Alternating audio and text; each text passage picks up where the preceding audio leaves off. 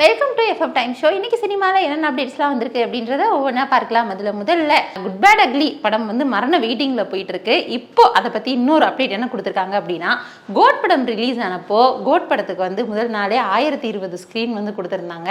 ஆனால் அதையும் தாண்டி இப்போ குட் பேட் அக்லிக்கு 1070 ஸ்க்ரீன் வந்து கொடுத்துருக்குறாங்களாம். ஸோ இந்த விஷயத்திலையும் குட் பேட் அக்லி வந்து முன்னணியில் இருக்கிறதுனால முதல் நாளே குட் பேட் அக்லியில் மிகப்பெரிய வசூலை வந்து டீம் எதிர்பார்க்குறாங்க அப்படின்ற மாதிரி ஒரு தகவல் வெளியாகி இருக்கு.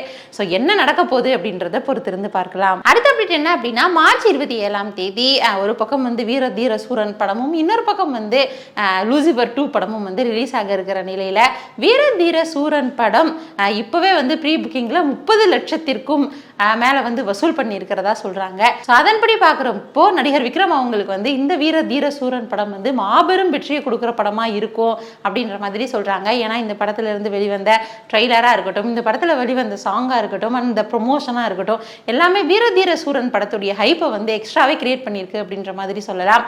வீர தீர சூரன் படம் வின் பண்ண போதா இல்லையா அப்படின்றத இன்னும் வந்து நம்ம 1 வீக்ல தெரிஞ்சுக்கலாம். அடுத்த அப்டேட் என்ன அப்படின்னா, மணிரத்னம் அவங்களுடைய இயக்கத்துல ஜூன் 5ஆம் தேதி ரிலீஸ் ஆக இருக்கிற படம் தான் தக் லைஃப். இந்த தக் லைஃப் படத்தின் மேல எந்த அளவுக்கு எதிர்பார்ப்பு இருக்கு அப்படின்னா மிகப்பெரிய அளவில் இருக்கு அப்படின்ற மாதிரி சொல்லலாம். அது மட்டும் இல்லாம நடிகர் கமல்ஹாசன் அவங்க இருக்காங்க, அண்ட் சிம்பு அவங்களுடைய காம்போலாம் வந்து நம்ம ஒரு வெறித்தனமான ஒரு படத்தை வந்து நம்ம பார்க்க இருக்கோம். அது மட்டும் இல்லாம இந்த படத்துடைய ஃபர்ஸ்ட் சிங்கிளை வந்து விரைவில் ரிலீஸ் பண்ண போறதாகவும் அப்டேட் கொடுத்துருக்காங்க. ஏற்கனவே இந்த படத்துல இருந்து சிறப்பு போஸ்டர்லாம் வந்து ரிலீஸ் பண்ணி இருந்தாங்க. இன்னும் 75 நாள் தான் இருக்கு அப்படின்ற மாதிரியும், அண்ட் கிரிக்கெட்டுக்குமே வந்து சப்போர்ட் பண்ற மாதிரி போட்டோஸ் எல்லாம் வந்து ரிலீஸ் பண்ணியிருந்தாங்க. இந்த தக் லைஃப் படத்துடைய ஸ்டோரியும் சரி, மேக்கிங்கும் சரி, ஒரு டிஃப்ரெண்டான லெவல்ல ஒரு சூப்பரான ஒரு ஸ்டோரியா வரப்போகுது அப்படின்ற மாதிரி சொல்றாங்க. விரைவில் இந்த ஃபர்ஸ்ட் சிங்கிள் வந்து ரிலீஸ் ஆச்சு அப்படின்னா மறுபடியும் தக் லைஃப் உடைய டாக்கிங் தான் வந்து ரொம்பவே அதிகமாக போகும். என்ன நடக்க போகுதுன்றதை வெயிட் பண்ணி பார்க்கலாம். அடுத்த அப்டேட் என்ன அப்படின்னா, இயக்குனர் தமிழ் அவங்களுடைய இயக்கத்துல கார்த்தி 29 படத்துல வந்து ரொம்ப ஒரு முக்கியமான கேரக்டர்ல கல்யாணி பிரியதர்சன் அவங்க வந்து நடிக்க இருக்காங்களாம். அவங்களுடைய ரோல் வந்து மிகப்பெரிய அளவுல பேசப்படும் அப்படின்ற மாதிரி சொல்றாங்க. இதுல மீன் விற்கிற மாதிரியான ஒரு கேரக்டர்ஸ்ல வந்து பிளே பண்ண போறாங்களாம். அது மட்டும் இல்லாம இந்த படத்துல கல்யாணி பிரியதர்சன் அவங்களுக்கு வந்து ஒரு மிகப்பெரிய ஒரு அழுத்தமான ஒரு ரோல் வந்து கொடுக்கப்படும் அப்படின்ற மாதிரி சொல்றாங்க. இவங்களுடைய நடிப்பும் பெரிய அளவுல பேசப்படும் அப்படின்ற மாதிரி சொல்றாங்க. ஸோ இந்த படத்துடைய அப்டேட்ஸ் வரும்போது நம்ம எப்படி இருக்கு அப்படின்றத தெரிஞ்சுக்கலாம். அடுத்த அப்டேட் என்ன அப்படின்னா, நயன்தாரா அவங்களுடைய நடிப்புல மூக்குத்தி அம்மன் பார்ட் 2 படம் வந்து வெயிட்டிங்ல இருக்கு. அதை தாண்டி சில படத்துலயுமே வந்து அவங்க கமிட் ஆயிருக்காங்க. டெஸ்ட் படமே வந்து ஏப்ரல் 4ஆம் தேதி வந்து ரிலீஸ் ஆக இருக்கு. ஸோ அந்த வரிசையில இப்போ இன்னொரு படத்தையும் வந்து நாங்கள் நிறைவு செஞ்சுட்டோம் அப்படின்ற மாதிரி படக்குழுவோட வந்து போட்டோஸ் ரிலீஸ் பண்ணியிருக்காங்க. அது என்ன அப்படின்னா, நிவின் பாலி மற்றும் நயன்தாரா அவங்களா சேர்ந்து நடிச்ச படம் தான் டியர் ஸ்டூடெண்ட். ஸோ இந்த படத்துடைய படப்பிடிப்பு வந்து நிறைவடைஞ்சிருச்சு அப்படின்னும், இந்த படத்து என்னுடைய தகவல்கள்லாம் வந்து அடுத்தடுத்து விரைவில் வெளியாகும் அப்படின்ற மாதிரி சொல்லியிருக்காங்க. ஸோ நயன்தாரா அவங்களுடைய நடிப்பு இந்த படத்தில் எந்த அளவுக்கு பேசப்பட போகுது அப்படின்றத நம்ம பொறுத்திருந்து பார்க்கலாம். அடுத்த அப்டேட் என்ன அப்படின்னா, நயன்தாரா த்ரிஷா அவங்க வந்து ஒரு மிகப்பெரிய அளவில் இருக்காங்க அப்படின்ற மாதிரி சொல்லலாம். இப்போ இருக்கிற ஹீரோயின்ஸ்க்குலாம் வந்து ஒரு டாப் ஹீரோயினாகவே இருக்காங்க.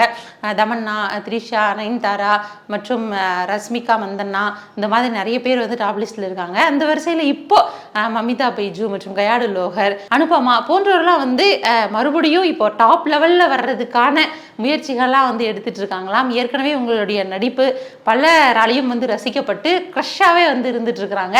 ஸோ அந்த வகையில் வந்து அடுத்த நயன்தாரா, அடுத்த த்ரிஷா அப்படின்ற மாதிரி இவங்கெல்லாம் வந்து முன்னணியில் வருவாங்க அப்படின்னு எதிர்பார்க்கப்படுது. அடுத்த அப்டேட் என்ன அப்படின்னா, நம்ம யஷ் அவங்களுடைய நடிப்பில் KGF படம் ரிலீஸ் ஆகி பயங்கரமான வரவேற்பு அடைஞ்சிச்சு. இப்போலாம் வந்து பயங்கர மாசமான ஒரு ஃபில்ம் வந்தாலே வந்து இது KGF மாதிரி இருக்கே அப்படின்னு சொல்கிற அளவுக்கு வந்து ஒரு நடிப்பு முத்திரையுமே வந்து பதிச்சிருந்தார் யஷ் அவர்கள். அந்த படத்துடைய ஸ்டோரி கான்செப்ட் அப்படின்றத தாண்டி யஷ் அவங்களுடைய நடிப்பு வந்து பிரமாதமான லெவலில் பேசப்பட்டுச்சு. ஸோ அதே மாதிரியான வெற்றியை வந்து அவர் அடுத்த படங்கள்லையும் கொடுக்கணும்ல. இப்போ வந்து அவருடைய டாக்ஸிக் படம் வந்து ரெடி ஆகிட்டு இருக்கு. ஸோ மார்ச் 19ஆம் தேதி அடுத்த வருஷம் 2026 மார்ச் 19ஆம் தேதி அவங்களுடைய டாக்ஸிக் படம் வந்து ரிலீஸ் ஆக போகுது அப்படின்ற மாதிரி சொல்லியிருக்காங்க. கீது மோகன்தாஸ் அவங்களுடைய இயக்கத்தில் டாக்ஸிக் படம் வந்து உருவாகி இருக்கு. ஸோ டாக்ஸிக் படம் KGF மாதிரி பேசப்படுமா, KGF விட இன்னும் கொஞ்சம் எக்ஸ்ட்ரா பேசப்படுமா அப்படின்றத பொறுத்திருந்து பார்க்கலாம். அடுத்த அப்டேட் என்ன அப்படின்னா, நடிகை தீபிகா படுகோனே அவங்களுடைய ஒரு தகவல் தான் வந்து பயங்கரமாக வைரலாக போயிட்டு இருக்கு. என்ன அப்படின்னா, அவங்க வந்து சில விஷயங்களை பகிர்ந்துருக்கிறாங்க. என்ன சொல்லியிருக்காங்க அப்படின்னா, ஆஸ்கார் விருது அந்த ஒரு விஷயத்தை பொறுத்த வரைக்கும் தகுதி இருந்தாலும் சரி, திறமை இருந்தாலும் சரி, நிறைய இடங்கள்ல வந்து நிராகரிக்கப்படுறோம் அப்படின்ற மாதிரி சொல்லியிருக்காங்க. ஸோ இதுபடி நிறைய படங்கள் வந்து தரமான படங்கள்லாம் வந்து நிராகரிக்கப்பட்டிருக்கு. ஆனாலும் வந்து RRR படத்துக்கு வந்து அவங்க அவார்ட் கொடுத்தது அப்படின்றது ஒரு பார்வையாளராக ரொம்ப வந்து உணர்ச்சிகரமாக எனக்கு இருந்துச்சு அப்படின்ற மாதிரி சொல்லியிருக்காங்க. ஸோ தீபிகா படுகானே அவங்கள மாதிரியே நிறைய பேர் வந்து நிறைய நடிகர்கள் வந்து நினச்சிருக்கலாம்.